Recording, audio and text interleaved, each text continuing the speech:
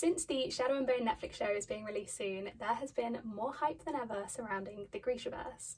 Now, on my Bookstagram account, I get a lot of questions from people asking how to read the books, whether they can skip certain books, which series connect to which books are going to be in the show. So here is a rundown of all the books in the Grishaverse and how to read them.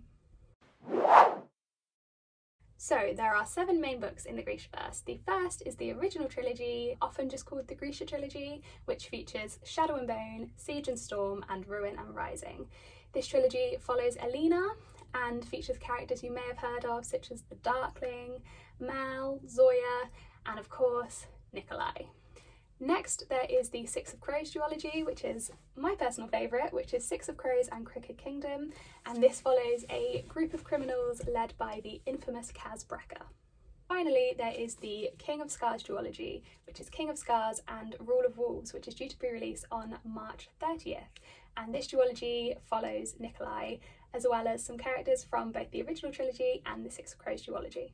All 7 books are set in the same world where there are people called Grisha who have magical powers. Which order should I read the books in? If you're wanting to read all 7 books in the Grishaverse, definitely go for release order, which is the original trilogy, then the Six of Crows duology, and then the King of Scars duology. Doing it this way is very beneficial because the original trilogy guides you into the world nicely, and no book will spoil another. The Six of Crows duology is set 2 years after the original trilogy. It features new characters in a new country with a new plot almost entirely unrelated to the original, whilst featuring some fun cameos from the original trilogy. King of Scars is then set a year after that, and it features point of views from both the original trilogy and the Six of Crows duology, so it is a very lovely roundup to the 2 other series. Can I skip Shadow and Bone and just go straight to Six of Crows? The short answer is yes, you absolutely can. I personally did that. I read Six of Crows first and then the original trilogy, and I personally didn't find it impacted my reading experiences too much, but it's worth bearing in mind that you will be spoilt or deliberately misled, as Leigh Bardugo herself says, for some key plots of the original trilogy. So if you're wanting to read the original trilogy as well, I would definitely recommend reading that first, but you can just read Six of Crows without having read the original trilogy. Can I skip straight to King of Scars?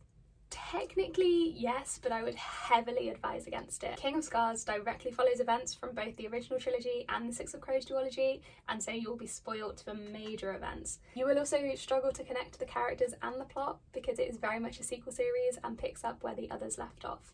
And so I would definitely recommend reading the other 5 books before you pick up King of Scars. So I've heard about the Lives of Saints and the Language of Thorns. What are they about? These are 2 side books in the Grishaverse. The Language of Thorns is a collection of dark fairy tales and requires no Grishaverse knowledge to read. The Lives of Saints, which by the way is just, I think, the most stunning book I own, is actually a book that features in Shadow and Bone. It is a short story collection set all over the Grishaverse about the lives of different saints. The clue is in the name, really. And Alina, the main character in the Shadow and Bone trilogy, receives a copy of this book in the first Shadow and Bone book. So that is very exciting.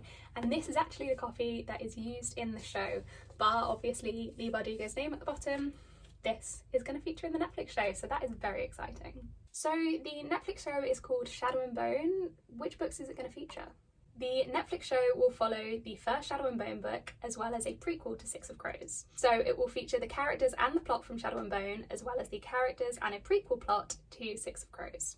In the books, these 2 characters do not overly mix, however they are going to in the show, so I'm very excited to see how that's pulled off.